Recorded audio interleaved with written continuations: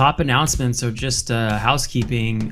Subscribe on YouTube. We're publishing these on YouTube pretty much a day after, and it feels like you're a part of the fun when you're watching the video.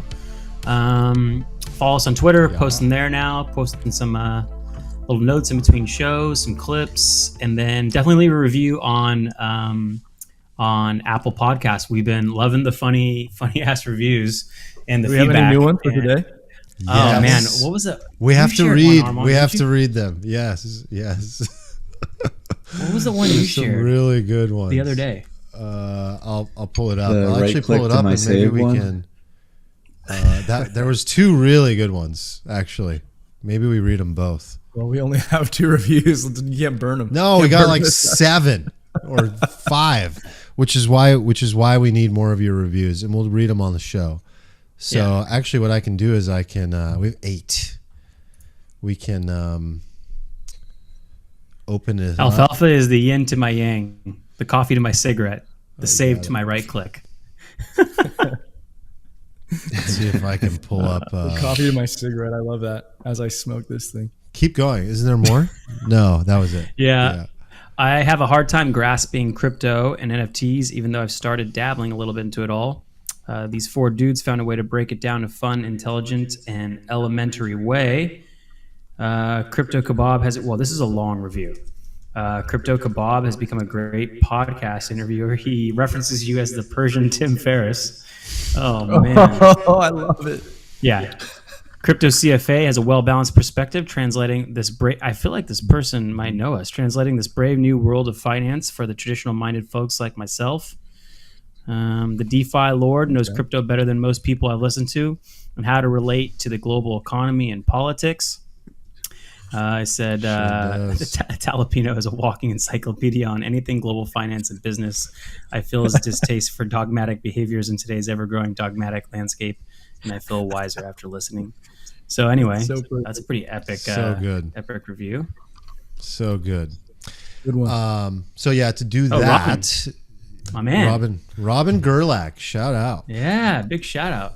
So to do that, you just head to Apple Podcast search, and when the show comes up, there's like a little review section. I was trying to show it on screen, but I can't multitask. And then on Spotify, I don't think you can leave a review yet, but you can like rate us. So you can leave 5 stars, bonus points for that. But we'll keep reading these out on the show every week. That was a really funny one. Any other housekeeping? I think that's it for now. All right, so what's on your mind, boys? Are you guys wanting to dive into LooksRare? Well, I have the quote on Dex Guru up at all times, just so I can buy this dip. Yeah, I have Uniswap loaded with the purchase, just waiting, and still waiting. You're gonna oh my god, it just jumped 6 p.m. tomorrow again. I think it just jumped like 30% in the last 20 minutes. Okay, nobody has any idea. Bro, I was going to buy it yesterday at $2, and you know what I did? I sat there. I spent 2 hours trying to make a video for fucking Jonathan, and then like when I finished the video, it was $3, and I was like, I was recording the video, and I pulled it up, and I was like, and I was gonna buy this, and now it's up 38.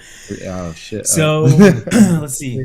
This is LooksRare for people who are watching the YouTube videos.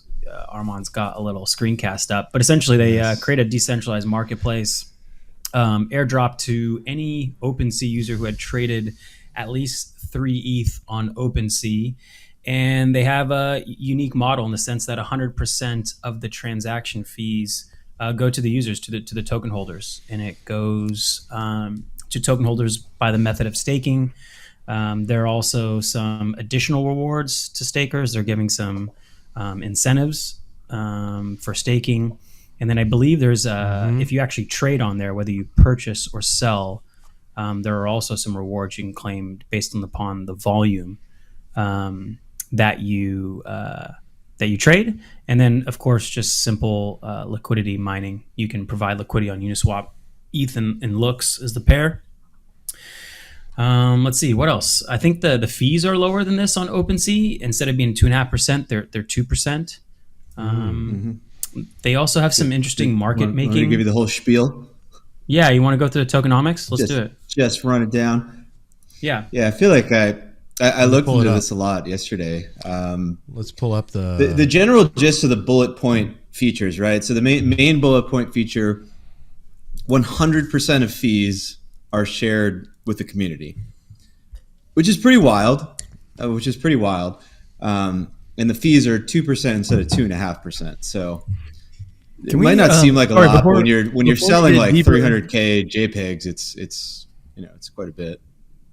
Before you get deeper in the features, can you talk about why it even matters that we're talking about this? Like, I think setting the context like against how well OpenSea's done, its valuation and stuff, and why we're actually interested in looking further at this, I think matters. Yeah. I actually, if I'm being totally honest with you guys, I missed when we hit the record button and started the podcast. So. Oh yeah, we're in it. I was just trying to fix my camera here, and then suddenly I realized we're live. I will never warn you guys, just so you know. That's fine. I mean, quick backstory on this. OpenSea. For anybody who's vaguely familiar with NFTs knows OpenSea, by far and away largest marketplace for NFTs on the planet. Do enormous volume, just the absolute gigantic lion's share of volume. But the community has had like a bit of an anxious relationship with OpenSea because OpenSea is, they got the kind of private VC backed thing going on. There's no token. All the fees go to OpenSea. But beyond that, there's just been sort of like a general feeling that OpenSea is not really into the community. It kind of feels like they don't care sometimes. Mm-hmm. And the rate of development seems really lackluster. Like we've had the same OpenSea basically for forever at this point. And it leaves a lot to be desired. The API is terrible for anybody who uses that. It goes down constantly. It's the whole always site bugs, goes always down crashing all the time for everybody. Nothing indexes in real time. There's just basic features that should be there that don't exist, right? So there's been like a general sentiment for a while that, man, if somebody just launched a decentralized OpenSea competitor, which does seem like the most obvious play in the world, at least at a high level, it would be successful, especially if they did a sushi swap type vampire attack with a token and a good tokenomics model. And I think it probably took a while for us to get here because it's a lot harder, I think, to build one of these marketplaces than it is to just rip off Uniswap. And developing is hard as it turns out. But here we are. We launched yesterday. Was yesterday the first day? Crypto time. It feels like 5 days. Yeah, and today was nuts. I mean, the volume was much larger than OpenSea today by a lot. What? Although we should. No way. Yeah, yes, here. But. So LooksRare did way more volume than OpenSea today. Way more. But they did it with 1/50th the number of active traders, which tells you something fishy might be going on. People are wash and trades this thing or something. People are wash trading, yeah. So if you look at just the general feed, you're going to see people are not even trying to hide it, right? There are floor Meebits that the same two wallets are selling back and forth to each other for like 200 ETH over and over again. Last I checked, like a couple hours ago, there was like 90,000 ETH in trading volume, and we're probably beyond that right now. And just for the reason for that's happening is go ahead, Nick. There's a reward structure with the token, so they're giving out incentives for people who buy and sell NFTs, and somebody did the math on this and basically realized that I did a calculation on it this morning actually to get an exact number, and I think this morning when I pulled it up, if the token price was just I think 280 or higher, as long as we stayed below 90,000 ETH in trading volume, it was massively plus EV to just wash trade with yourself. Look at this. It looked like you could basically make like 10% rake back in a way on all of your fee. So if you traded like $20 million in a day or something, which is not as outrageous as it sounds, if you're just wash trading 200 ETH back and forth with yourself, you could make like, $2 million in token rewards. But I was watching this all day because I was thinking about doing it, but I had a sneaking suspicion that by the end of the day, everybody would really be catching on to this, and the incentive structure is such that it calculates your rewards like as of like the last, like, it's not the last 24 hours, it's like a set 24-hour block, right? So if there's like 30 minutes of trading left, and you realize that we're way below the threshold where wash trading is profitable, like in the last 5 minutes you could just slam like $1 million of like wash trades back and forth and basically like guarantee that you're gonna lock in like a pretty juicy profit there. The risk if you do this is that everybody does it, and then you end up paying more in fees and in gas than the token rewards that you get, because we end up basically it divides the number of tokens by the total volume, right? So if the total volume is like 100 million and you're 1% of the volume, then you get 1% of the tokens, is how it works. And there's big rewards for the next 30 days. So these shenanigans are going to keep happening. Yeah. And then I believe it halves the next month and halves the month after that. So, but I think the driving it was pretty, point is, pretty nutty let's kind of take this in stages, guys. Like, cause I'm even lost somewhat where, like, we're way in the weeds, right? So this is an NFT platform that is pulling off a vampire attack, something akin to like what SushiSwap did to Uniswap last year, against the number one NFT platform that has like the entire market share, which is OpenSea, that everyone already has like a bit of a sour relationship with. I think everyone's been waiting for that killer, we could almost say. And there's definitely not like a positive sentiment in crypto Twitter or Discord about OpenSea, particularly after the fact that they decided that they aren't going to do a token and they're going to go public. And so I think we've all been waiting for like, all right, who's going to do this? And OpenDAO came out and it was like, no project here, no nothing, just a token. And then here comes LooksRare in the beginning of the year, drops a token that's worth already double what the OpenDAO one was worth at least. And they have a working functional platform. One of the really cool things about it too that I thought was just simple and clever is in order to claim your airdrop, you have to list the NFT. So day one, they already created like enough of a marketplace to get going. So I guess kind of to take it in stages, what is your guys' perspective just really on first just like the platform itself, and how important do you guys think that is? Like I've told you guys separately offline like my gripes with like the functionality and the UI of the platform. Like how important is that? What do you guys think? I think it was important that they released a new feature or something that was unique to their platform that didn't exist on OpenSea, just so you could see that people were not just getting up something that's can list and purchase, but that people were listening to the community. The team was listening to the community. But I think they may be facing what OpenSea faced early on, is that they probably had a backlog, of new features they want to add. And then they start getting traffic and they realize that they're going to have to build up, infrastructure, stuff that you don't really want to work on as a product manager, but you're going to have to spend a lot of your devs' time building up for infrastructure to handle the load that these sites have to handle. And so, I was looking at the team structure is built to ship product. I mean, they got front-end engineers, back-end engineers, Solidity developers, designers. So they should be ready to rock, but we'll see if they get overloaded by, the performance issues and when you have a product that doesn't have as much scale, your edge cases are really just a few people having bugs. For example, people with Trezors not being able to sign a transaction. But when all of a sudden when you have millions of users coming to your product, your edge cases are 10,000 people, and they start to make noise and start to cause issues. So we'll see if they can get through, constantly building up the infrastructure to handle this performance, and if they can start shipping new features. And if they can do that, if they can show that they're innovating faster than OpenSea, they got a good chance to build a story. And to what Stephen was mentioning earlier, whether it's wash trading or not, the fact that they're able to show charts and show traction where there's trading volume is pretty impressive to start. And I think will maybe, kind of create some self-fulfilling prophecy. People see trading volume, then they trade more volume. They feel more comfortable with it. So I don't know. That was my initial impression on it. Pretty impressive. They had new features. Yeah. But this is that zone where now they're getting hammered with traffic, and see if they can kind of keep up with the pace.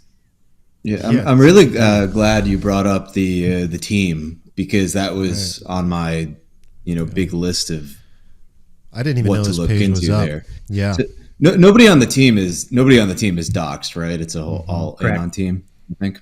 Yeah. Yeah. Which has its up on the screen right drawbacks now. And its benefits. I think, like you said, Nick, like the biggest risk here is just that I think a lot of people in crypto really undervalue the importance of shipping, and like how difficult it actually is to ship stuff, especially when you're talking about apps that are orders of magnitude more complicated than some of the DeFi protocols that exist out there that are really basic, have very minimal features, and are just sort of focused around like not losing users money, which is great, but it leaves a lot to be desired. But you were saying you looked into it a little bit, and you think the structure of the team in terms of just how it's organized is clearly designed, in a way that makes sense, and by somebody who's built something like this before. Yeah, I mean, you look at the team structure. It's not like three co-founders and like I'm the tech guy, I'm the marketing guy, and I'm the finance guy. You have a back-end engineer, two front-end engineers, two Solidity engineers, a tech lead, a product manager, and a designer. And that's like, if you're going to kind of build a skunkworks team inside of a big company, that's kind of the team you'd put together.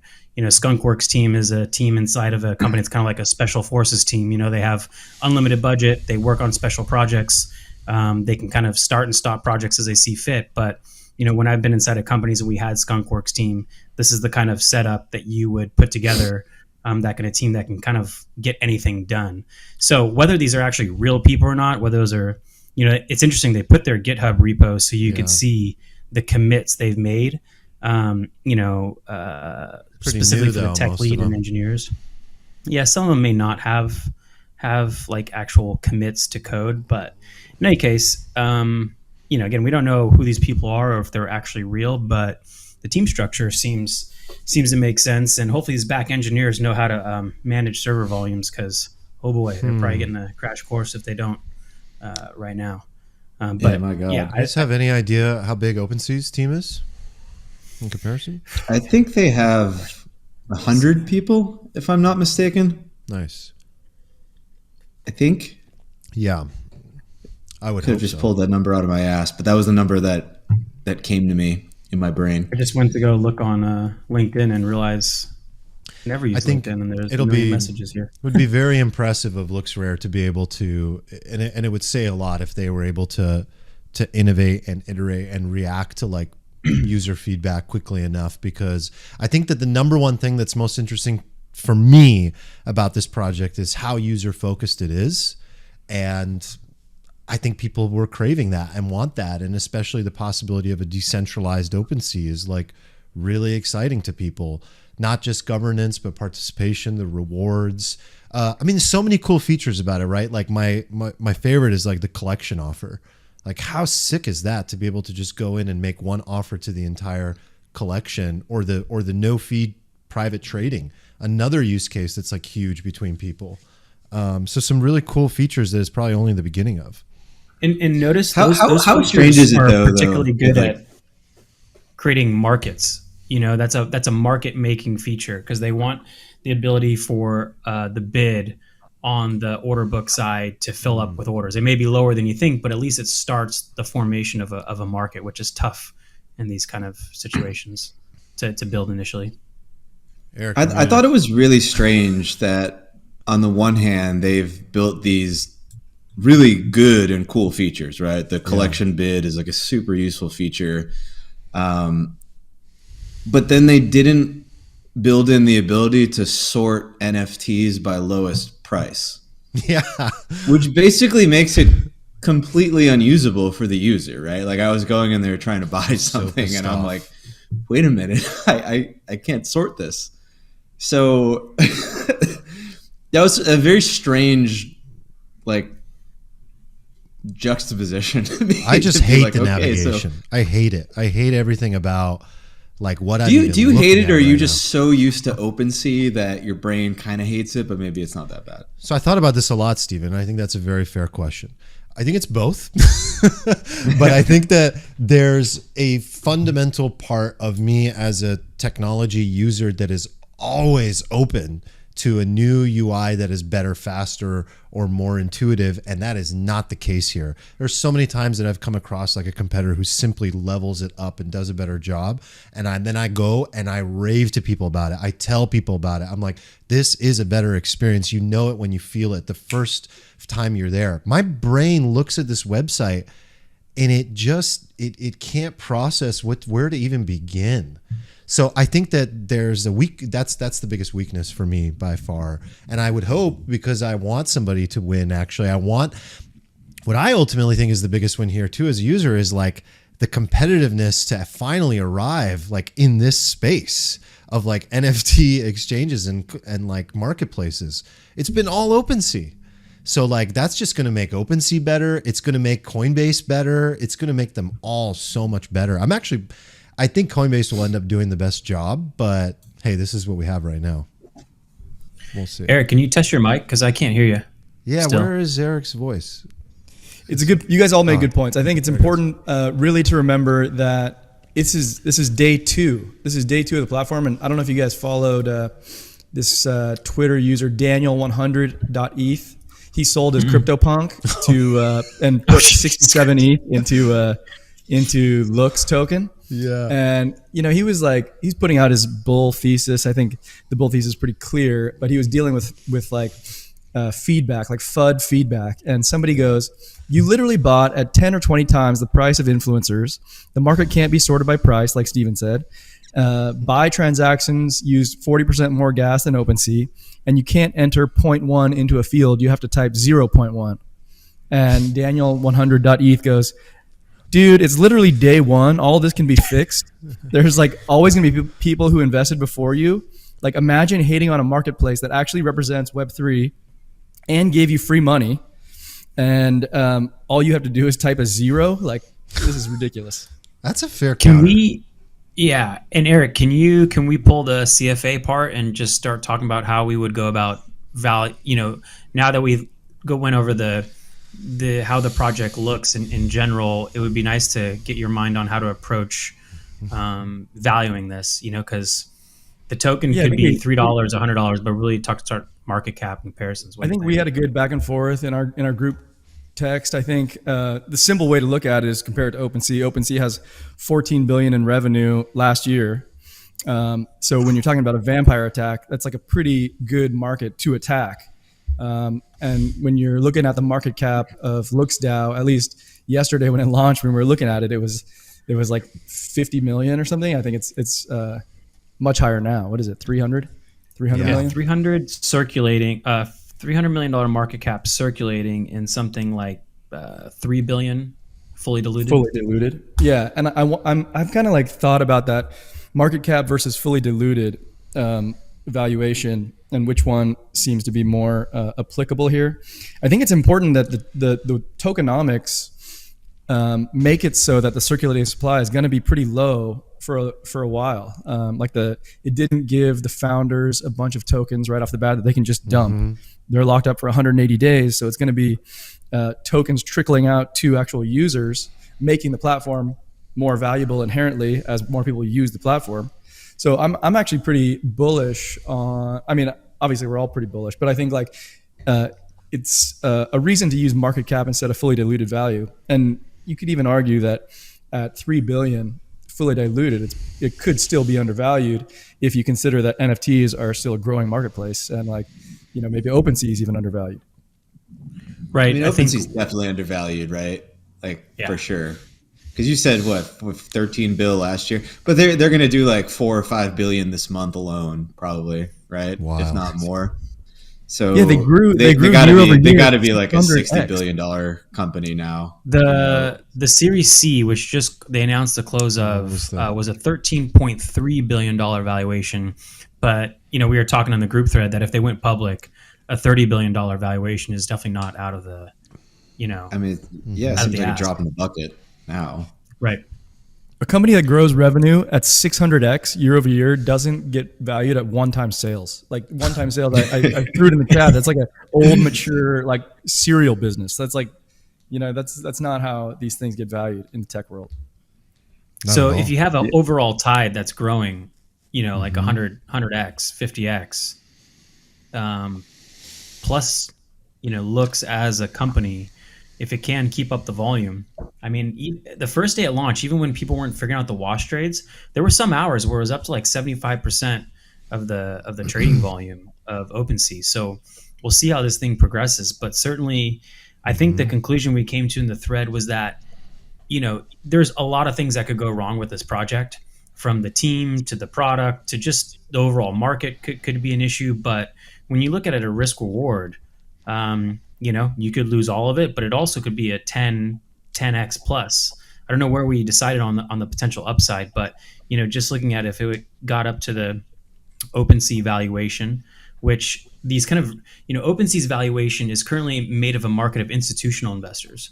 And right now, this market is made up of retail investors and institutional investors. And like we know, some of these tokens can pull a full meme, rocket moon, move. And this could be one of those that could certainly shoot past like a reasonable valuation. So it seems like the risk reward is potentially here, and it makes sense to invest when things aren't worked out. There are risks and concerns. Steven, what do you think about the tokenomics in general? Like the way that they were structured, the way that things phase in. Did it look sensible? And no traps in there. I think generally speaking, everything is, for the most part, really, really good. Tokenomics are always a tricky thing, right? And also, nobody's really figured them out yet anywhere. It's like sort of this like moving target that we keep iterating on. When you have a platform like this, right, you have this chicken and egg effect where you need people to buy stuff, but nobody can buy anything if nobody lists. And you need people to list stuff, but nobody wants to list anything if there are no users to buy. So how do you solve that problem? And it turns out that a token was a great way to solve that problem. And even though, yes, if you look at all the volume right now, I would guess the volume right now is probably 98% wash trading. Right. if I were to be honest. But that's not necessarily terrible, because like there is some form of liquidity there. There are users there. The fact that everybody is talking about it nonstop on Twitter right now is like free marketing. It's free eyeballs, right? And you have to start somewhere. And yeah, I think a lot of these people will just get the token and dump it. But the way that the platform operates, there's a very direct path to valuing the token, right? The token holders get 100% of the trading fees. Mm-hmm. So you can kind of just put like a simple PE on something like this, right? One of the interesting things about the rewards here, right? So sometimes these platforms are tricky to value because they pay out rewards, but the rewards are paid in their own token. So it's like, how do you even value that, right? It doesn't even make sense. But half of the rewards right now are being paid out in ETH, and in the long run, I think the vast majority of the rewards will be literally paid out in ETH, because you're literally getting a portion of the trading fees. The trades are happening in ETH, and the stakers are getting 2% of that. So that's a really interesting value prop. The idea that you can own this token and it can generate ETH as a cash flow, right? So if this platform can get the liquidity, if it can get the users to use it, it could be like an incredible opportunity to kind of get on the ground floor of, because you can just imagine having a little, $5,000 bag you pack today, and then this thing does a 100x or something, and then you end up with a a $500,000 bag, and then that $500,000 bag is making you like $100K a year in ETH on top of it. Yeah, right? What make would it you happen, pay for Steven. that? Like, what would you pay for that? Probably a lot. Make it happen, Steven. Can I like just build upon what we've been talking about and like sprinkle a little bit of maybe fun, maybe reality on the situation? It's like when we're talking about evaluation, we're talking about like the intrinsic value of this protocol, but like what we're really talking about, what we care about is the token price, and like, are we going to make money on this if we like buy this today? And I think those are two different things. And like even looking at Sushi Token, which is kind of like the proxy for this, like even going back to something that Steven talked about last episode, I think he said, first of all, that dexes, we're agnostic to which dex we use. So we'll probably use LooksRare if we get a token, which was like why people ported over to Sushi. But if you look at like how Sushi Token has performed, it pumped early and now it's down 80% from its highs. So like, I don't think that it's necessarily a guarantee that LooksRare over the long term, the token's going to be a good investment. Like the market cap can continue rising. Is it the same as any other DEX when it comes to NFTs? Because I think the user experience is a huge part of that. I think the community is a huge part of that. I think that LooksRare, for me, the smartest thing they did was timing. So they let somebody go first. They did it better than them. But the best part about their timing is that when Coinbase comes out and they're going to do a great job without any of the user focus or rewards whatsoever, there might be a very small version of what LooksRare has created. If anything, it'll be more like an OpenSea with a better UI and more reliable experience on the site in general. When those users that enter the NFT market, which if I'm not mistaken is at least 3 million people, right, come onto the market, have their first experience, and start to go down the crypto NFT rabbit hole and realize that they can have maybe not necessarily a better UX, UI experience, but an experience as a user that is more rewarding. I think that LooksRare is properly positioned to go take all those people to move from centralized to decentralized that are going down the rabbit hole and want to have more fun with this whole thing. That to me is like the best part of what they've done. Yeah. I mean, so Eric, what you said, like I think you and Eric said two things I think that are important and need to kind of be tied together, because you talked about the importance of building out a user experience with these marketplaces, and I think that's really, really important. And I think that's important to an extent that it's not important when we talk about a DEX like Sushi, right? Agree. So we can learn some things from Sushi for sure, but like also it's not an apples to apples comparison. And I think another super important thing that you have to consider when you're talking about trying to draw analogies between Sushi or any DEX in this, right?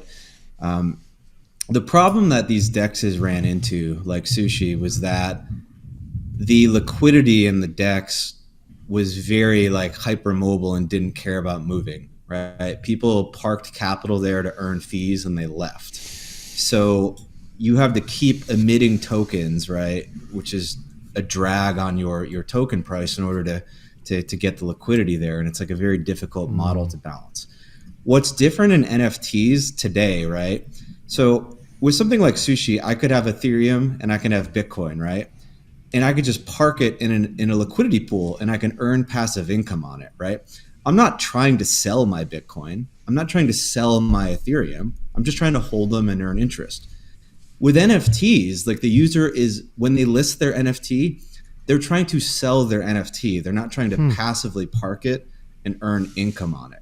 So I think that the people who are on the supply side have like a bit of a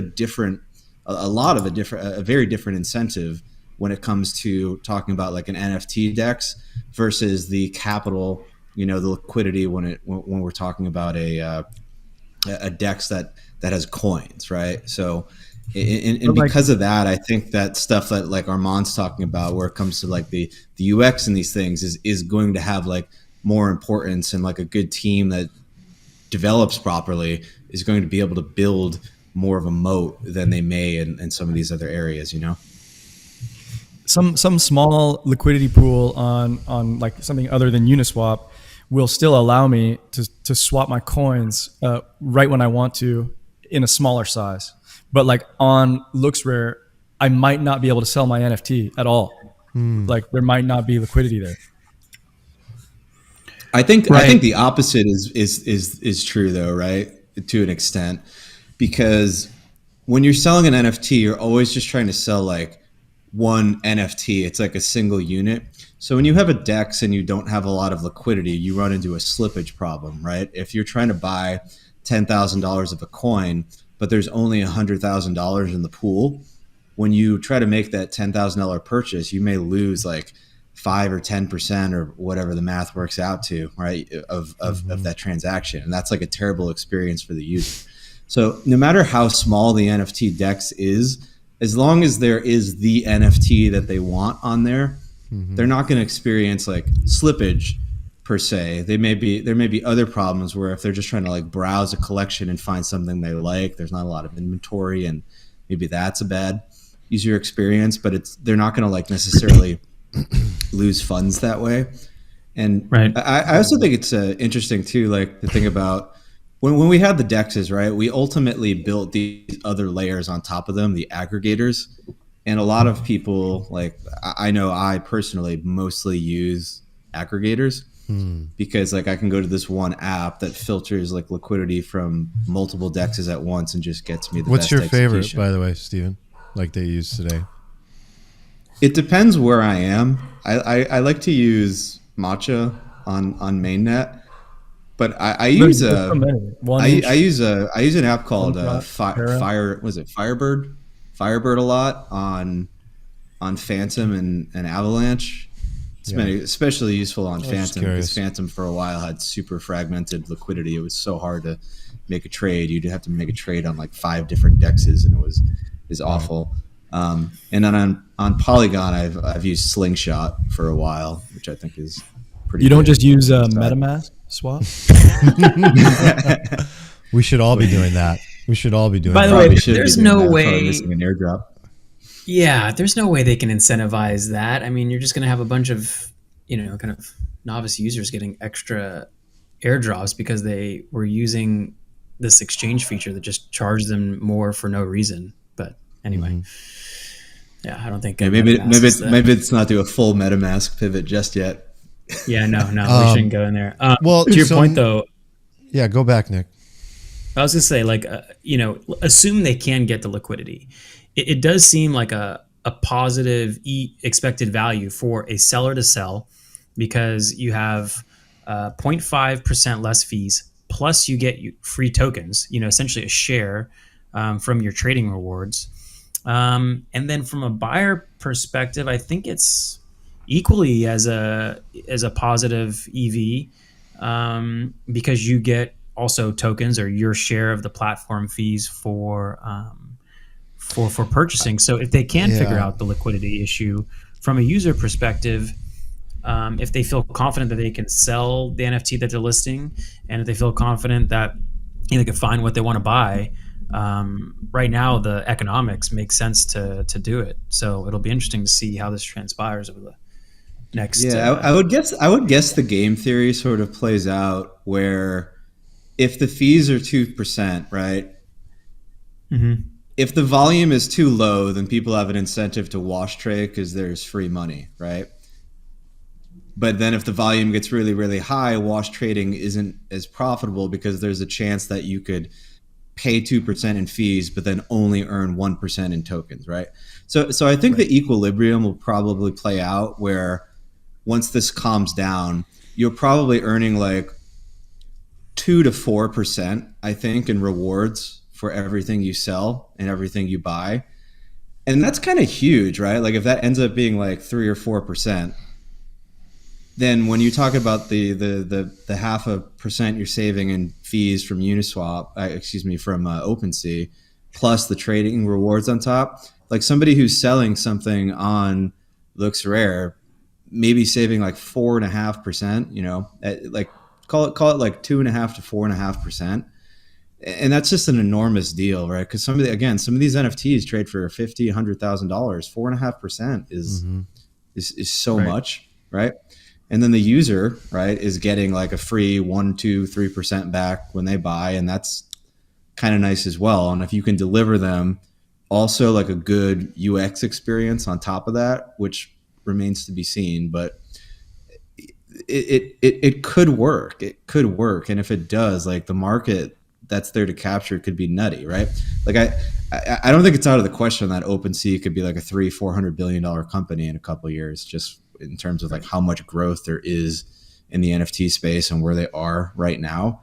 Mm-hmm. So if there is a decentralized competitor that can grab some chunk of that market share, I mean, that'd be a pretty steep valuation. So you're buying Looks. Like, okay, how are you guys personally playing this right now? Like, I've been wanting to catch up on this in general. Like, how did you play your airdrop? And some of you, I believe, are adding to the bag. So, like, I think who said right before this that they just bought some? Oh, Steven, right? No, one of you did. Mm-hmm. So how are you guys playing this, and how are you? Yeah. So tell me, like, what was? So, did you have like a? I mean, I kept my airdrop because when I got it, I just sort of looked at the potential upside and just the need for it in the market. And, you know, obviously on day one, you're not sure about the execution. That's always going to be a question. But I thought the risk reward was really, really good.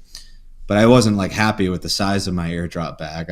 I wanted more. So every time it dipped, I accumulated a little bit more. And I planned to be getting a pretty decent bag of this.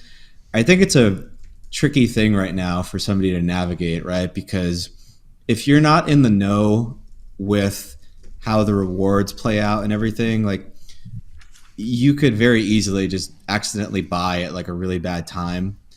Like we were talking earlier, how the rewards are distributed at like 6 p.m. every day, right? So I kind of figured today that like when those rewards got released, there would be a big dump because there's all these people gaming the airdrop system. And the people who are gaming the airdrop system are probably not like long-term believers of the platform, right? They probably have also risked like maybe millions of dollars of ETH wash trading, you know, in order to get these tokens. So they're going to be highly motivated to just dump them as quickly as possible, right? So if you rolled around at 5:58 p.m. and we're like, oh, I'm going to buy some LooksRare because I like this project, and you bought it, like 3 minutes later, you got dumped on like 40%. You lost so much money. In these early days, probably like, that's super true. What the heck happened, right? Yeah. So there's that. And then we also have to be aware that the total supply is like 1 billion tokens. And I think only 10% of that or so has been issued, right?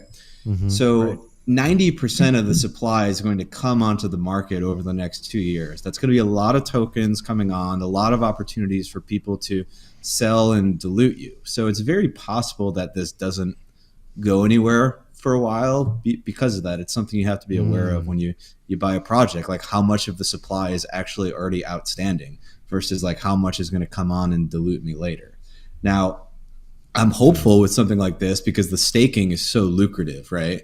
Like I just checked the rewards before we started recording. It was 1,200% APR, not even APY for staking, right? So if that happens, you could end up with a lot of the supply locked up, and then you don't have to worry about getting dumped on as much. And it's less of a worry as well when the project is like real and people see real future value. They don't want to sell it, and you're not just playing some game. So it is a lot to navigate for somebody, but I would recommend like probably buying after 6 p.m. I guess in the coming days is probably going to be there's your alfalfa right there. Alfalfa, baby. Like dumping.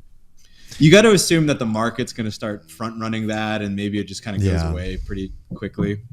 So it might not be something to worry about. But yeah, I think just dollar cost average in. Just if you like the project, buy a little bit on dips, stake it. You're going to get like a lot of rewards if this keeps up over the next, 2 or 3 months with all the wash trading, because those are tokens just put in your hands. What's up with that? Because they have documentation on their site like, hey, don't worry about wash trading. The fees that are worked in will make it practically impossible for people to want to want to do that. What's the explanation there? Like, it looks like platform fee 2%, royalty 5 to 10%. If multiple individuals try to wash trade on the same day, they'll share the daily trading rewards with themselves and likely be at a loss when the cost of wash trading is factored in. So obviously, that's Jason not created true. that calculator in the thread that showed you that, depending on the volume and the price, it's not a huge margin. It's thin margins to negative EV to wash trade. So he was quick to pop that in there and show that it may not be worth it. So the folks who are wash trading are probably doing it at a loss, and we as stakers, we welcome that because we're earning wrapped ETH off of their loss. Like I don't think they're doing it at a loss. Talking about the thousands APR, the 1,000 APR. They're assuming 400% of that is in ETH. Yeah. 600%. I mean, you would like the market would have to be highly irrational, right, for people to be just blowing trading fees every day to accumulate like at a loss wash trading. Yeah, that's why I was saying I think that there's going to be an equilibrium, right, where you're willing to accept like a free 2% a day with like crazy volatility, right? But like for that free 2% edge, you're going to take it because maybe if you wash trade 1 or 2% for 2 months straight every single day at like a 1% edge, maybe you come out ahead, and that's worth the risk. Just amazed what people have time for. I don't think it's a given that people are going to lose money either. Point. It's probably just going to be a like most other things in the market. It's just going to be like, are you willing to accept the risk? If you want to accept the risk, then you can kind of get this greater, quote unquote amount of free money, but it's not super free. And I think some of these right now, it's just people who are probably just screwing around, but I imagine somebody will build a bot and do some analytics and pretty quickly decide whether or not it's good to wash trade. And I think a lot of volume will come in at like the very end of the day when you can kind of like have an idea of like if it's profitable or not. So it's going to be its own little meta game within this. But I think it'll overall be good for token holders because it's going to give them a chance to kind of like accumulate cheaper, I think, if they want to, because there's going to be all these people probably irrationally dumping because they have so much. But also that wash trading is going to generate like immense amounts of fees, which is going to generate a lot of interest, which may generate capital. And you could even see like a really irrational short-term mega pump in the price. Like we saw this in DYDX. The token launched at like $8 or $9 or something, and then it traded to $28 because like everybody's like, oh my god, the volume's crazy. This exchange is going to like replace Uniswap. It's revolutionary. But all that volume ended up being just like people wash trading for the token rewards. And then once the market sort of figured that out, that we retraced from like $28 back down to like $5 or $6 or something. So we could see a similar thing here. I still need an answer to my question, you guys. How are you guys playing this? None of you guys are answering the question. I told you. That was a hell of an dollar cost average, buy after 6 p.m. when it tanks and stake. Okay. No. What did I want to know what you are doing, not what you recommend. So Steven bought the actual 6 p.m. dip. It went down to 2.65, and then like within 20 minutes, it was back up at 350. I bought some on the day of the launch when it was dumping. I bought at $2, and I'll probably look to continue accumulating. I like this. Nice. So you staked the whole thing. You know what's worth mentioning about this for people?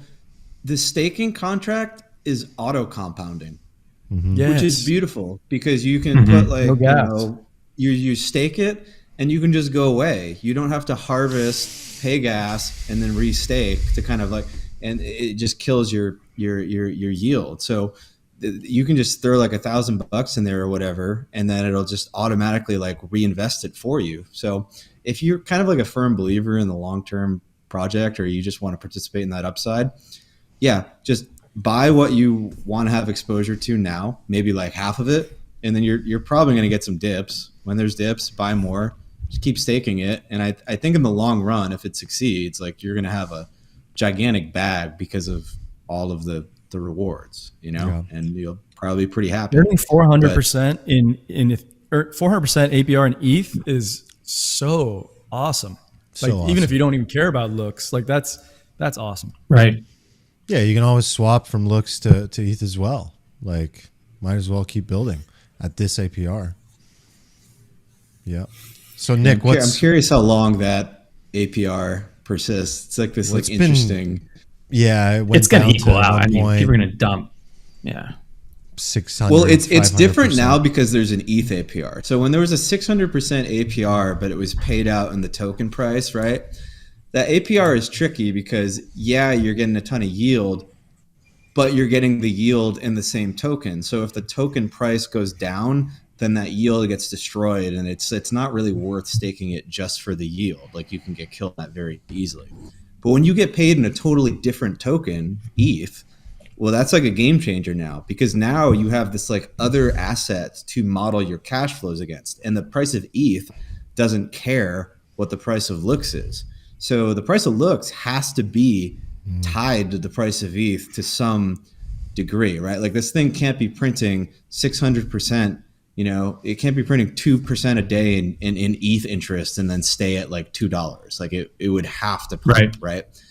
But like, as soon as the wash trading died down, right? If there is no long-term volume that comes in, well, that 600% ETH APR will very quickly turn into a 5% ETH APR. And then if the price of the token was totally based on that ETH APR, then the price of the token is going to like immediately tank again, which is why like I think you could see some crazy swings in the price like in the short run, just due to the tokenomics incentives and how they're going to kind of shift over time and the effect that has on staking, So there's a lot of ways to play the game if you want to get like really in the weeds with it, but most people might not want to deal with the hassle. They probably should just buy, stake, and just walk away. No one's thinking, 99.9% of people are not. I'm actually interested in who are the people that are wash trading like right now. Like, I just want to meet one of these people. It's just so interesting to me to like find a 1%, 2% edge and spend so much time on that. But hey, I mean, it's helping the platform, right? It's creating like volume that everyone's talking about, and and ultimately, it's interesting debate if it helps the platform and to what degree, and it's probably both, Yeah. I mean, exactly. I didn't get bullish on it until I saw the APR break down in ETH rewards, and it's probably because of that wash trading, to realize that, whoa, you can get, if there is enough volume on this thing, you can get a significant return paid in ETH on this. So, when it first came out, I got it spread out across a few wallets, and usually when these airdrops happen, there's a little pump and I sell half of it or a portion of it. So I sold a portion of it back to ETH. And then the other part I actually can't claim because my Trezor hardware wallet can't sign the transaction for some reason. So it's just sitting there unstaked. Why don't you do it? Why don't you just use MetaMask for something like that? Like, well, it is MetaMask, or is it my hardware wallet through MetaMask? Wallet? Why not just go directly to like? I mean, it's tied to that wallet though, which is on my hardware wallet. And I'm not about to for the airdrop. Yeah, I'm not. Well, you could. I know I could pull my seed phrase and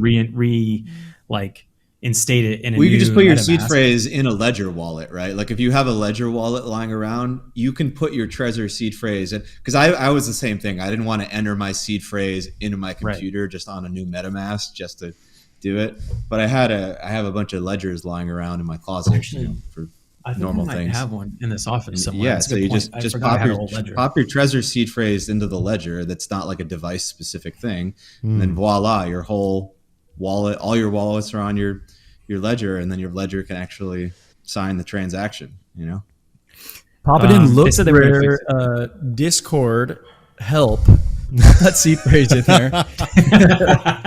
Can anyone help? Here's my phrase. No, that is a joke. See if you can remote into my wallet and fix that's a joke. Don't do it. Please.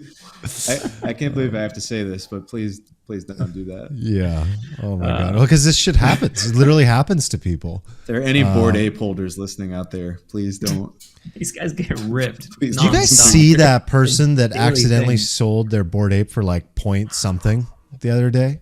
Did you guys see that? I did not. Oh my god. Poor this is soul. A related topic. Just missed the decimal place. Just sold it for like pennies, man. So this is a very related topic because some of these Bored Ape holders are giving away their seed phrase, getting conned, whatever. They say they're getting hacked, and the Bored Ape sells or gets stolen away from their wallet. That person who steals it sells it on OpenSea to someone who thinks they're just purchasing a Bored Ape at a pretty darn good rate. Yeah. And the original Bored Ape holders are going to OpenSea for customer service, and OpenSea is going in and freezing those NFTs. So this is the trade-off of what? And freezing those, right? Not making them tradable. Oh, no way. So in some cases, and this is not just for Bored Apes, but in some cases, the person who stole it and is selling, they're not able to sell, which you may argue is like a good case of this. But on the other side, people who are buying from people who stole it are having it taken away.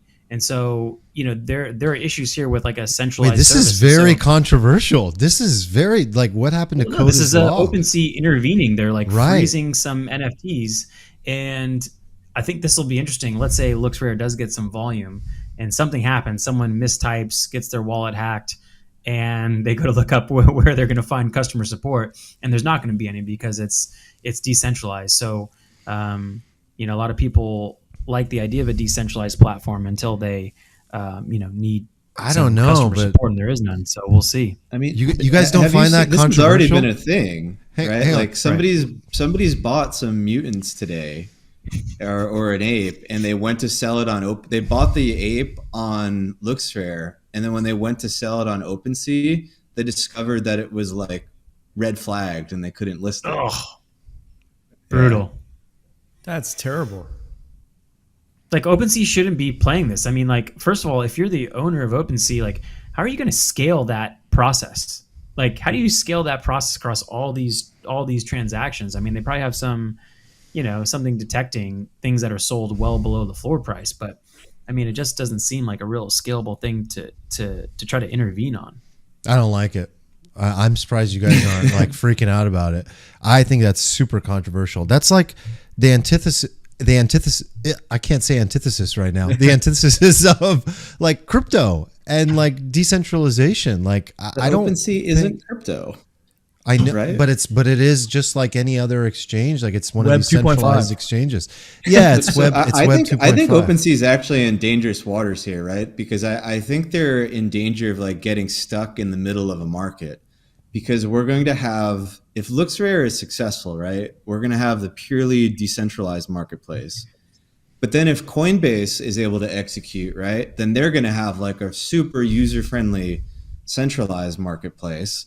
And then what's OpenSea going to be? This like half decentralized thing that's not really decentralized, and then like half user-friendly thing that has like shitty support and doesn't have like good UX. Like, well, you're gonna shed a tear over OpenSea? Strategy to just plop yourself right in the middle of the market and just do everything kind of badly. That could be.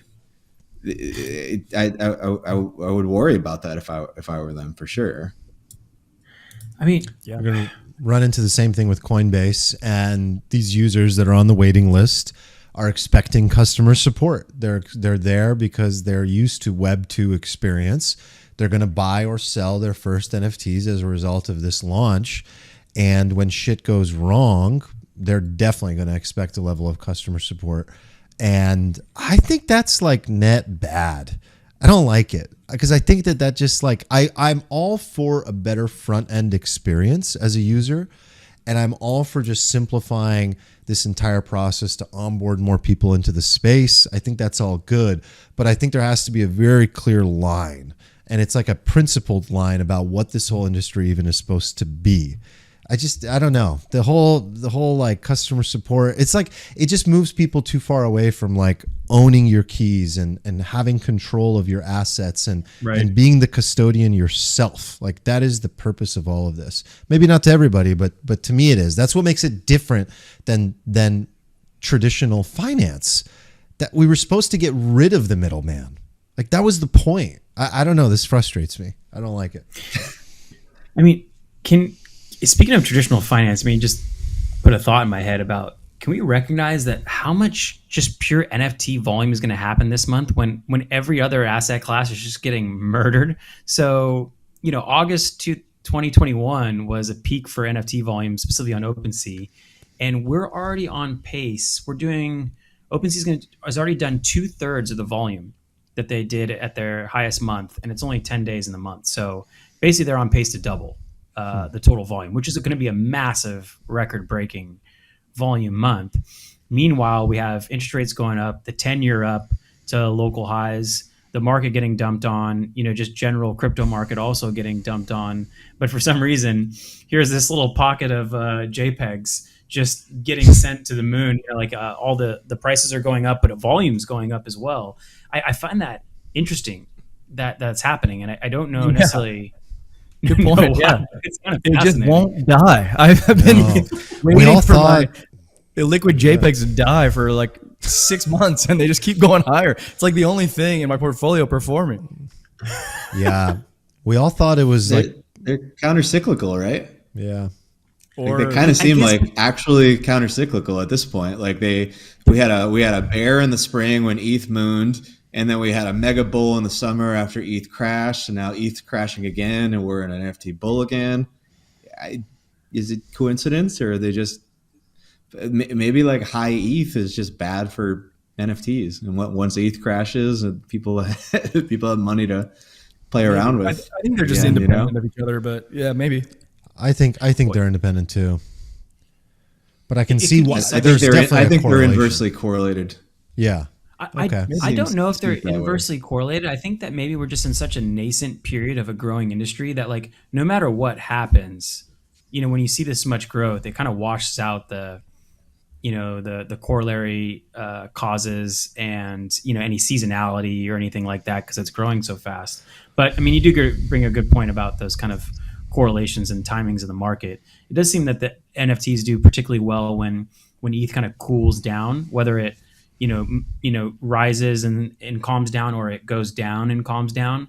Maybe it is easier for people to kind of make their back of the napkin calculations of what their US dollar wealth is and determined in illiquid JPEGs. But yeah, for some reason, it's kind of funny. It's kind of hilarious. Well, I think people want to play watch it happen. A game. They want to keep the game going. They want to keep the bull run going. If they see this sell-off with ETH, they want to play the game somewhere.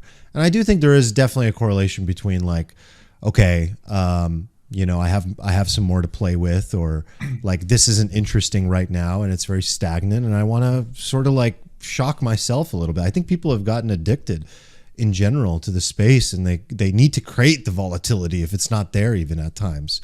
Like I'm noticing that even on a collection level with some of these like NFT collections. It's like it's nuts what some of these do. I think people just flock to that. By the way, did you guys see this Gary V Immutable X Layer 2 Ethereum NFT marketplace launch? Like, did you guys on what is that marketplace called? Token shit. What is that called? He launched the book thing. Book games. Book games. NFT. But what is that marketplace called for Immutable X? It's slipping from my mind right now. But anyway, it's massive. Like the whole thing has just like a token trove. There we go.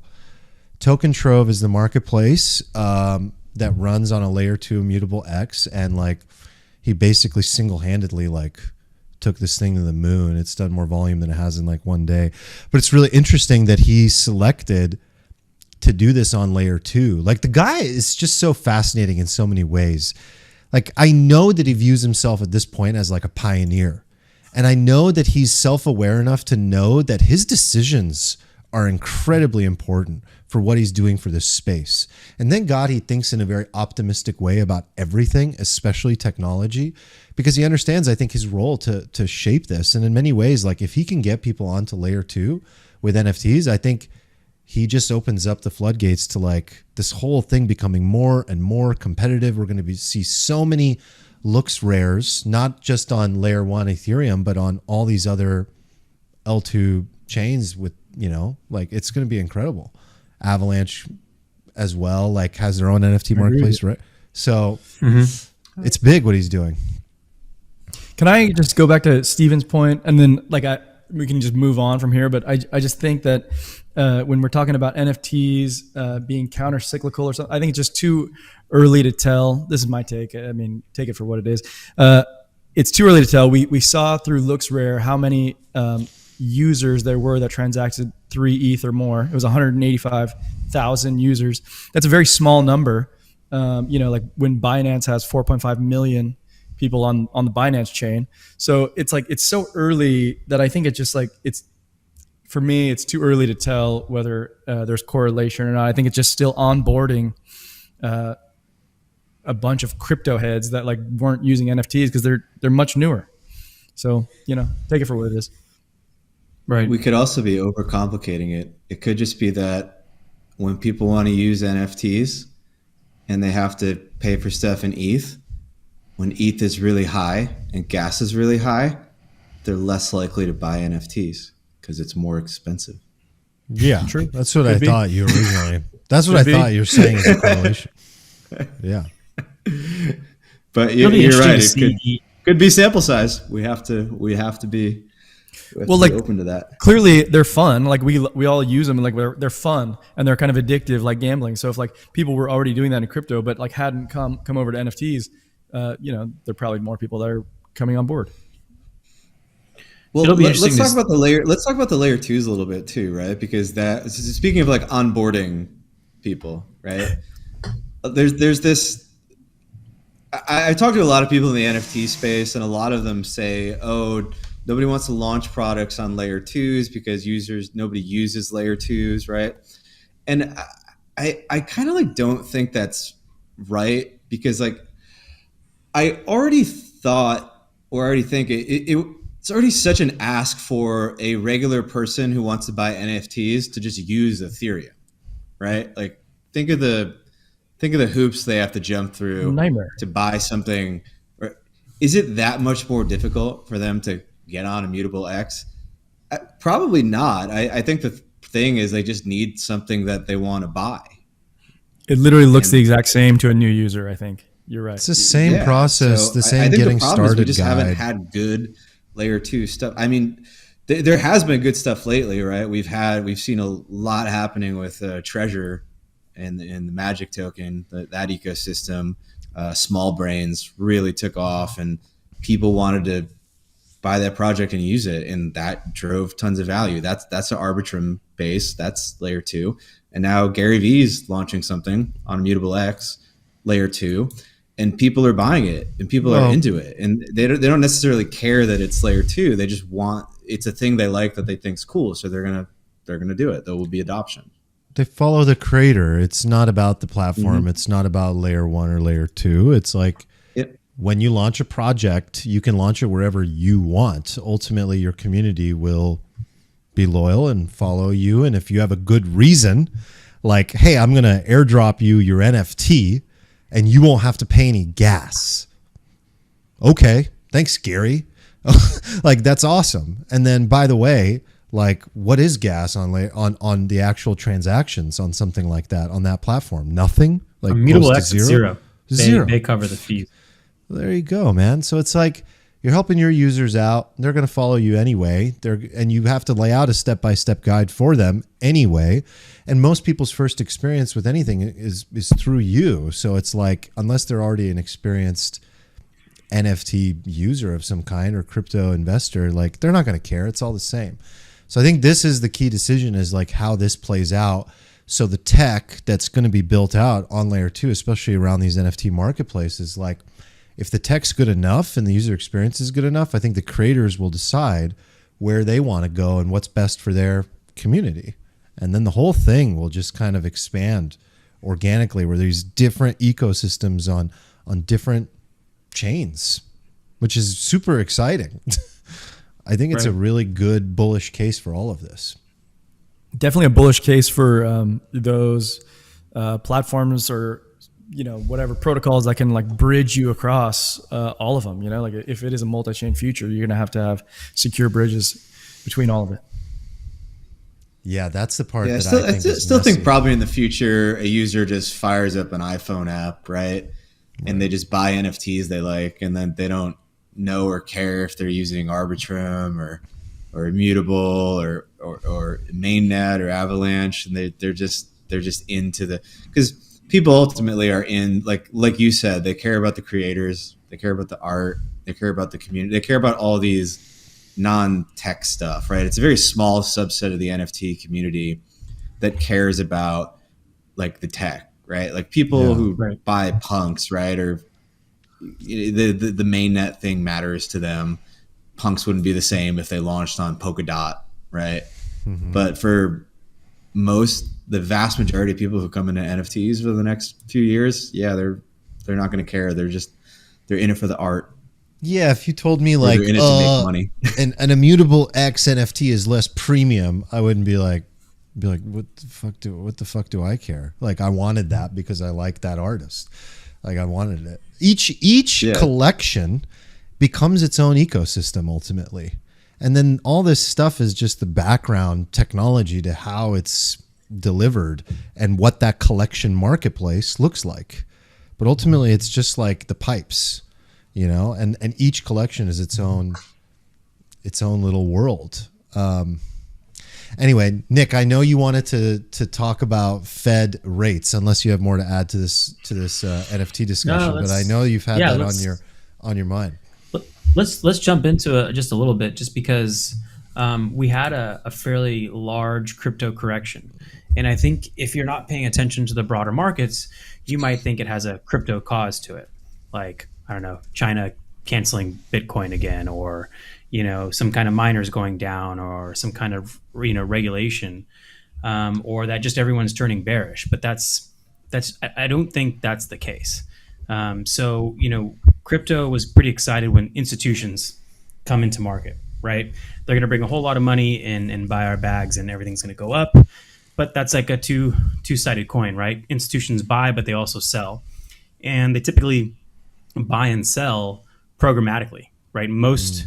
The significant majority of trades by institutions are made by computers. I think something like probably like 90% of them, and they kind of trade, on some major key metrics. And the 10-year treasury is one of the most important metrics to trade on. So, when interest rates go up, it affects a lot of things. But essentially what happened is institutions programmatically de-risked across all asset classes.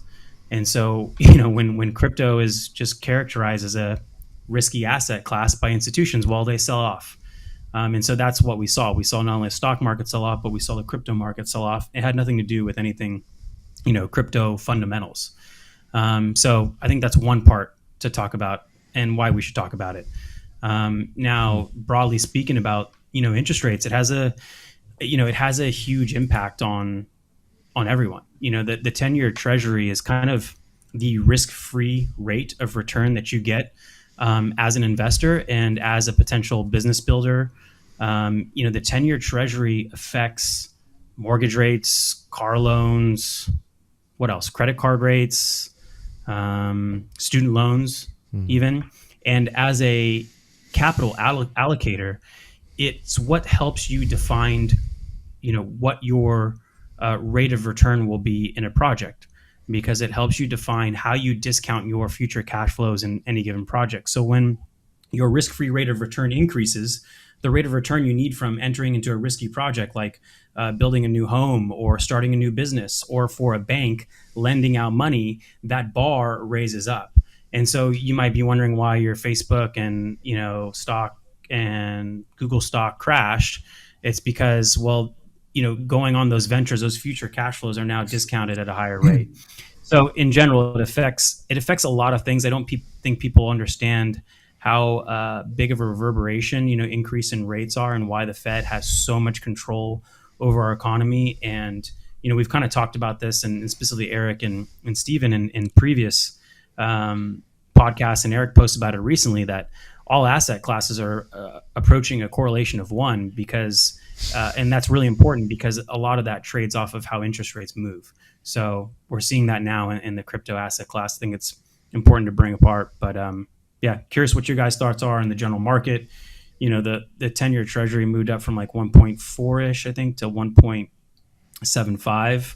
And it looks like, the market's kind of pricing in 3 to 4 interest rate hikes this year. So we'll see how this kind of affects the market. But yeah, I think it's something important to talk about and bring an awareness to like the impact that Jerome Powell and the Fed and the 10-year Treasury has on your portfolio, even if you have nothing to do with lending markets or the stock market. I'd like to go. Go. So I thought about like the simplest, like ELI 5, explain like I'm 5 way to do this. And I think this is the simplest way to make it like a seesaw. So I'm going to put my arm up like this is shit. How do you see that? It's like a seesaw. It's a seesaw. So on one end of the seesaw, you have valuation, and on the other end of the seesaw, you have yields. And these things try to like balance out over time, but the Fed has been putting their thumb down on the yield side, causing the valuations to go higher. And this is true in every asset class. This is real estate, stocks, crypto, et cetera. And what most recently happened is what I'm seeing is that the Fed signaled that they're going to raise the rate side, and people are front running the trade thinking that valuations are going to go lower. So like in growth stocks, like in my line of work, like growth stocks like Square are down 50, 60%. Like good growth businesses are down 60% from their highs. Crypto's down, Bitcoin's down 40%, ETH down 35%. Huge pullbacks. And that's people front running this move of the seesaw. But I think what we saw today, Powell like kind of reiterated his comments saying that like, it's going to be a low rate environment, even if they do try to like take their thumb off the scale. Maybe it's like a better example is like they didn't have their thumb on the scale before. They were standing on the scale with weights in their hands, like making it so that like rates were zero. What they're going to do, they're not going to like jump off that side of the scale. They're just going to like start taking the weights out of their hands. They're still going to be standing on it. They're like at some point, like it's going to start to teeter, but it's not like we're going like this. It's not a flip. So I think what we saw today was a huge reversal. And I think like what that reversal is like guys like Steven who were front running the trade, shorting the market.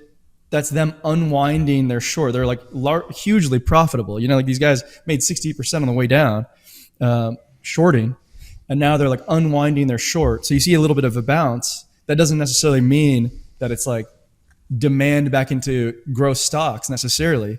It's just kind of like a bounce off of like people front running that trade. Right. It's interesting to point out that seesaw you mentioned is kind of like a first principle in capital markets, that it's done programmatically. That was done at large scales on large amounts of capital, and so it almost is kind of detached. Now it detaches the stock price away from the fundamentals of projects, right? Like Facebook and Google are still printing cash. Bitcoin and Ethereum still have their fundamentals that are good. Rental real estate still has the fundamentals there. The general real estate market, but now they're a little detached. So the market's got to figure out, where it thinks the future value will be. So I don't know. I find it fascinating that it's done programmatically and to try to take a step back and not try to overreact to it. The market's just going to try to find its equilibrium as we see, the cost of capital get a little higher for new ventures, new projects. And if you're looking to buy a home, your interest rates on your mortgage are probably going to, tick up over time if they haven't already. Housing market might cool off, or it might not if it kind of brushes off 3 or 4 rate hikes. That would be even crazier if, 3 or 4 rate hikes later, you're still seeing people going in over asking price. That would be. Well, to your point earlier, like you were talking about the 10-year rate, people also quote the 30-year. Like really what the Fed controls is the short end of the curve, like the daily, the monthly, like so they can manipulate the short end of the curve. That doesn't necessarily mean that the 10-year is going to go higher. What we'll probably see is like we'll see a flattening of the yield curve because I think the long end is going to stay pretty low. I mean, we're going to be in a low rate environment, and historically speaking, if we go up from 0 to 2% or something, that's still incredibly accommodative. So like, I actually think that's a good environment for growth investments like crypto and, growth stocks, whatever. I had a question for Steven. I mean, do you think this is the equivalent of a taper tantrum? I mean, we're essentially seeing the first announcement of the Fed saying we're going to taper, QE, we're going to taper like open market operations of buying assets. Interest rates are going up and the market is reacting. And last time this happened, I forget exactly what year, 2018, maybe, feel free to correct me. But, last time interest rates started to go back up, the market freaked out and then the Fed kind of, reacted. So do you think this is what we're seeing now, or the Fed kind of just pushed through regardless of market reaction?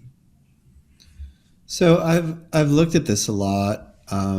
In the past, from what I can tell, it seems like when you look at this historically, and you can, if you have like some charting software like TradingView, you can plot, say, the price of the S&P, and then you can plot rates alongside of it. And it seems as though like when the Fed announces that they're tightening in the past, you can see the rate go up, and it's typically not until the end, and that they've tightened quite a bit, that the market throws its quote unquote tantrum. I think now there's just this like hyper awareness in the market that everything is just hanging on a thread, that the Fed is sort of like dangling. And it's like a scary sign that the market is just completely tanking just at the thought of it, right? And again, not a thought of initially it was just that they were going to end they were going to just end the free money, right? It wasn't even like they were going to necessarily tighten. They were just going to stop spending or pouring however many billions a day into the economy. But the market's really overreacted. Well, I don't know that they overreacted. That could be an argument we could make, but they reacted to Powell sort of like backtracking in a way, and in giving some weird kind of inconsistent guidance, where it went from we're going to taper to we're gonna like really put on the brakes and be like pretty aggressive there, and that definitely freaked the markets out a lot. I kind of think in the short and medium term that this is all probably priced in now. I think if anything, we could surprise to the upside. It seems like there's a decent probability that Omicron sort of forces continued like easy policy, or that Powell backtracks a little bit and isn't quite so hawkish, right? So I definitely see that. If I was like a midterm trader, short-term trader, you'd definitely be playing these levels as for a bounce in crypto. That seems like an easy trade to me. I think the more difficult trade is, okay, Bitcoin bounces to 48 and Ethereum bounces to 36, 37. Well, now what do you do? Right. And if you're a trader, right, that's a difficult question. Your price is moving into some difficult levels to break through. There's a lot of uncertainty of what's going to happen still. And you can very easily do the calculus and come out with a $800 or an $8,000 Ethereum price. It just sort of is what it is there. For like a normal person, I don't know that you have to necessarily change your strategy so much as just be aware of what you're doing and what the risks are. I think most people who are good at trading, I think people think that traders predict what's going to happen and that's how they make money, by predicting stuff. When the truth is they sort of are just good at evaluating scenarios and managing risk across those scenarios. And they put themselves in situations where even if they're wrong more than half of the time, the amount of money that they make when they're right just far outweighs the money that they lose when they're wrong. So it's not about predicting what's going to happen. It's about managing your risk. It's about being aware of what all the scenarios are and a vague idea of their probabilities, and having a plan for that, right? So for the casual investor who's just been buying tech stonks for the last 3 years, they're probably really confused. Like, why are my tech stonks all down like 50%? What's happening? And they may not understand what Nick and Eric said about how rates impact these valuations.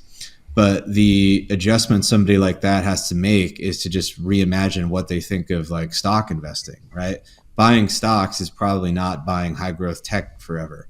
You probably want to be buying stuff that does well in like stagflationary environments, companies that cash flow will do better if rates are higher than companies that are growth companies. And these are just sort of general changes you make to your portfolio and general changes you make to your allocation, not so much as predicting what's going to happen. And then the other big thing I think is that when you are in periods right now of like really high uncertainty, where there is like a relatively high probability scenario that we do see like a gigantic correction even beyond this one, I think an important thing for people to do is to keep some cash on the sidelines, because then when the dip happens, you don't feel helpless and paralyzed, right? You're not like, oh my God, do I need to sell? Part of you is like, oh boy, like right. I could buy. Like you can kind of actually see it as an opportunity, and it totally changes your psychology. Like if you're feeling bad when everything's going down, it's generally a sign that you are a little bit overexposed and you may have too much of the wrong stuff. You know, you may be too concentrated in one basket. It's a good point. Investing is simple. Just own what you want to hold for 10 plus years, hold a little bit of cash, and you're not sweating any of this. Yeah. Go ahead, Nick. I was going to say, I think we talk about a lot about crypto, but I personally don't hold, a good portion of my net worth in crypto. It's actually mostly in like real estate, and I'm loving these like rising interest rates for the apartment complexes we're invested in that have like fixed debt, situations, and they're outperforming, really well in this type of environment. But, having all your money in crypto or significant net worth is certainly not advisable unless, conviction high plus your edge plus your ability to not freak out, during these volatility situations. So, yeah, I definitely wouldn't. Hang on. While we were talking about the Fed, I think it like what's important to me is not like what they said today, which is like, okay, so we're going to have these rate rises or whatever. What matters is what they're going to say tomorrow. Tomorrow is when the next inflation print comes out, because the Fed has they call it like a dual mandate. They have they want to promote full employment, which is like economic growth, and they want to maintain stable prices.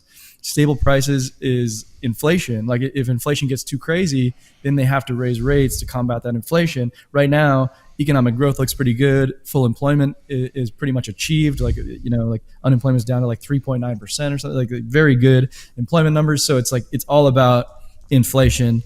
That number comes out tomorrow.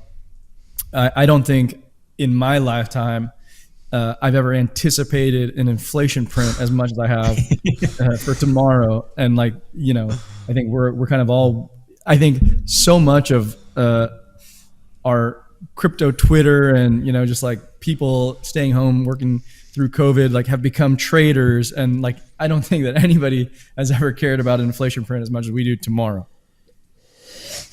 Yeah. And I think it's just important for people to understand, like when they're operating within, a certain protocol or a certain token, like even like Looks, they're operating within a broader crypto market, which operates within, a broader capital market. And it's just important to understand, you don't have to get in the depths of it, but know that sometimes the broader capital markets can give you a lift, but it also smack you upside the head, regardless of the fundamentals of your individual project or stock that you're looking at. Amen, brother. So have you guys been playing around with any allocation in regards to what you guys just mentioned? I mean, Steven, I think that was really insightful what you said. It's like it often creates an opportunity for a person to sit down and go like, oh, I'm not getting the I think the biggest part is conviction, like really wanting and believing in the portfolio you have, even if you don't want to manage it, and if you don't want to constantly like look at rebalancing and reallocating, then you should have some kind of like all-weather portfolio, which I always did up until like basically this past year, where now I've become like a degen. So it is a lot. It's a lot, and it comes with a lot of pressure, and it kind of brings your awareness into a more micro level that some people thoroughly enjoy and others will not enjoy. So I think these are opportunities to take that sort of into account and ask yourself, like, how actively do you really want to be like managing your own portfolio? Because if it's getting stressful right now looking at the stock market, then it's not a good sign. I have one person that's very close to me, I won't call them out, who's like literally texting me every day going like, fuck this market. I'm like, I don't understand. Like, why are you so stressed by this? Like, you clearly like, you don't want to play this game. Like, stop playing this game. They're doing the opposite of what Eric just outlined. Probably. Yeah. Can I talk about I think there's theoretical advice, which is like what Steven said, and there's practical advice, which I think people are looking for. Like the theoretical is, like don't overexpose yourself, have an all-weather portfolio, be prepared for these drawdowns, etc. The practical advice is they were not prepared. Like people are fucking degens. Like the last 3 years has trained you to get out of anything safe because you're getting punished by like the gross shit just zooming. So like people have completely over allocated. It's down 60%. People are asking, what the hell do I do now? And I think the practical advice is, well said, is like what Steven said earlier. It's like, I actually think you can bet on a bounce here. We have overcorrected towards like, people were front running the trade too much where like valuations are coming down. And maybe you have your chance soon to take your lesson that you just learned and like go on to the theoretical advice side and like reallocate then once you catch a bounce off of this. I think if I could start from scratch, I could start from scratch, I guess, but I think if I were starting from scratch and I wanted to be a little more active than the average person, right? I kind of think the Holy Trinity portfolio is like Ethereum, stable coins, and real estate. Because the way I sort of look at it, it's like if we're in a hyper liquidity environment, Ethereum's going to outperform stocks. They're both going to crash pretty bad. The risk reward profile on stable coins is just like unlike anything that has ever existed in the history of investing. If you know what to do with them, I mean, even if you don't know what you're doing, you can make like 6 or 7%, which is a lot. It's really hard to make an argument for holding a ton of risky assets if you can just make 6 or 7%, right? Yeah, and I'm just going to footnote that, Stephen, for you and mention that we're not going to go too deep into stablecoins now, but we went super deep into it in the last episode 6, like the second half of it. So like if you did not listen to episode 6 second half, like go listen to that, because as you're saying, like it's a no-brainer. It's an absolute no-brainer. Like I would learn how to use stable coins. I would farm them. I would make my 5 to 20% depending on whether we're in a bull or bear market, right?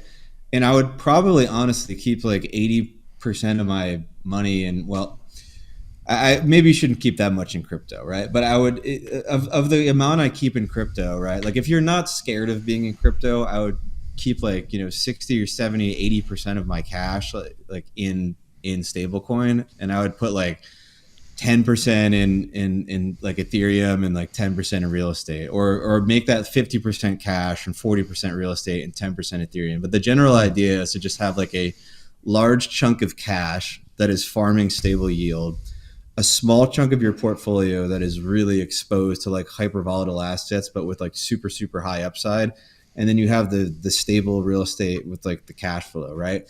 And then you're going to feel good in like every environment. When the crypto's ripping, your little 10% allocation might quadruple in a year and get you 40% on your overall portfolio, which is pretty cool. Your stable coins, which are half your portfolio, and make you 20%, which is pretty cool, right? But then when everything crashes, like your real estate's just going to be still sitting there making cash flow. So who cares, right?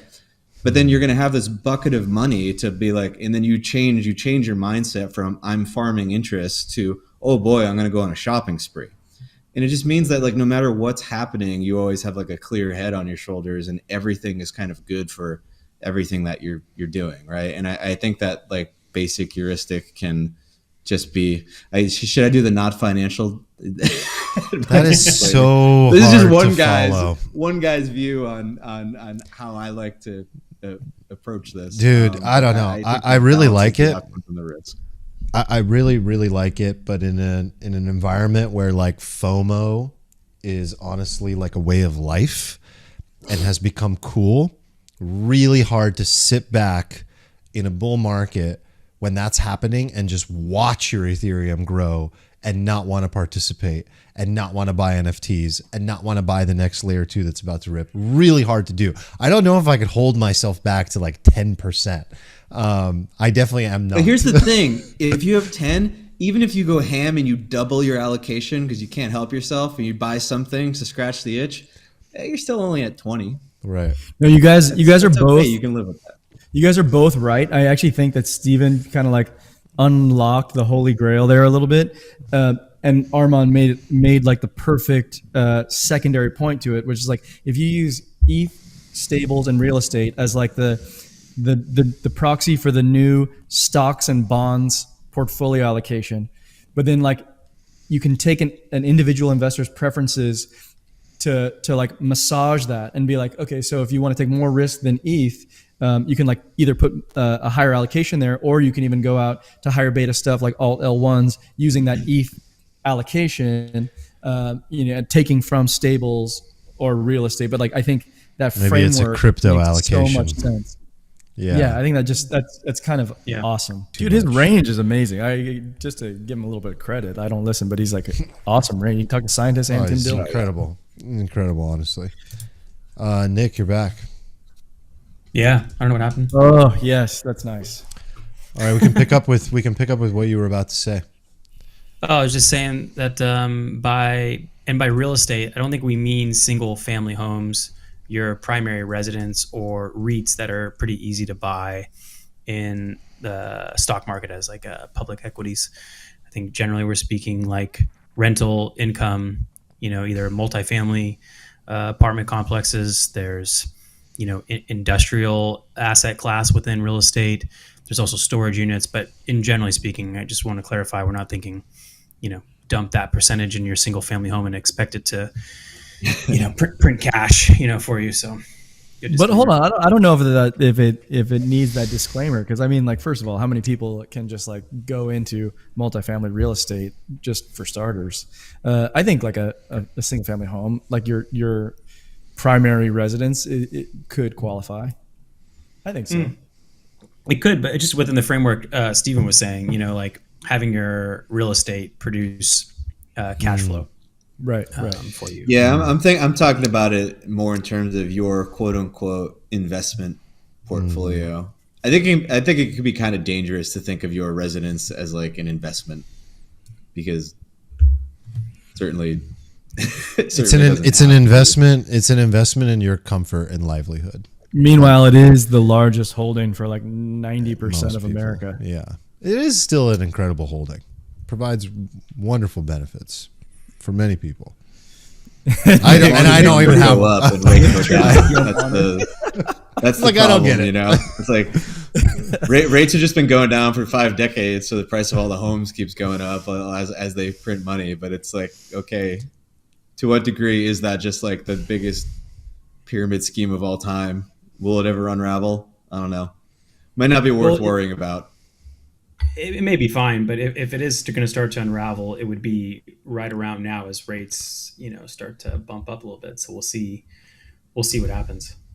I saw the same thing. Like I ran the Trading View numbers with like stock index against the M2 money supply, and you can do the same thing with real estate. It's like those assets going higher is largely just a function of dollar debasement. So I think like real estate number will go up just because the value of the dollar is going to go down. So like, does real estate go up versus M2, or is it like stocks where like the stock market is actually not even up in supply term?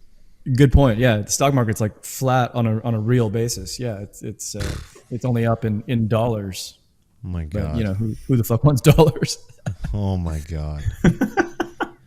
So one like I don't even know how to encapsulate this, but like I honestly expected the beginning of the year to be a little bit more, not like volatile, but yeah, maybe it is like a sense of like just more action packed. It feels like a kind of dull start to the year. Like I don't know if anyone else Really? I feel like I've been in like 60% in growth equity of World War II, 40% in nuking crypto. like every other day. I don't know. I mean, I guess, yeah, that's significant. But like, I expected it to go the other way. But I guess, I mean, Mr. Doom 22 called it, you know, which we should actually footnote it that like as well. January 1, 22. Yeah. We should post the screenshot of Steven being like, just went short ETH massive amount. We have the receipts. And timestamped it. Yeah. That was great. No, Just it was wish a I good, followed him with all rich. Definitely made the last week a lot psychologically easier. I'll tell you that. yeah, Stuff good like for it. you. Have you flipped that back long? Oh yeah, have you covered? Yeah, I flipped. I went from net short to very long today. Welcome back. Welcome back. Thank you. I'm not thinking I'll stay that way for a while. I think a bounce is probably a pretty easy play from here, and then I think it gets really dicey. I see good arguments for both camps. I think if you're like an active trader and you're in those situations, it's sometimes good to just take a bunch of money off the table and go flat and farm stables and just wait to buy higher when it's safer, or wait to buy blood. I think that's perfectly fine if you are like somebody who's active. But if you're just like a long-term investor, none of this really matters. Like, these prices for Bitcoin are probably really, really good on a 5-10 year time horizon. Like, really, really good. It's just like, it make you sick to think of the 3-month volatility. Same. I bought Bitcoin today. I bought ETH the other day. Yeah. Nice. I'm buying. Yeah. This Same. is, I mean, to your guys' point, I wish I did have more cash or stable coin on the sidelines. Like, I just had like an allergic reaction anytime there was a good chunk of money sitting in my checking account, and That's what I'm saying. just kind of like any kind of these real estate deals come up, or there's a little dip, but I definitely wish I had more on the sidelines to kind of put to work. Yeah, you got to have like your little 10-20% cash position, just farming basic stables at like 6 or 7%. That's like really easy to get to, so you don't feel too bad about it. Yeah. Right. All right, boys. I think that should do it. Wrap it. Yeah. Good one. That was a good one. Wrap. Good shit, boys. Anything we need to say other than keep being a good degen? Nope. Yeah, you guys are getting better. Make fun of us. Go make fun of us in Apple Podcasts. Leave a review. I mean, make it 5 stars, but feel free to make fun of us. Yeah, that is the price of making fun of us. You have to leave the 5 stars. Then you get to go fully nuke whoever you like. All of us. All right, boys. Good stuff. That's a wrap. Peace. Peace.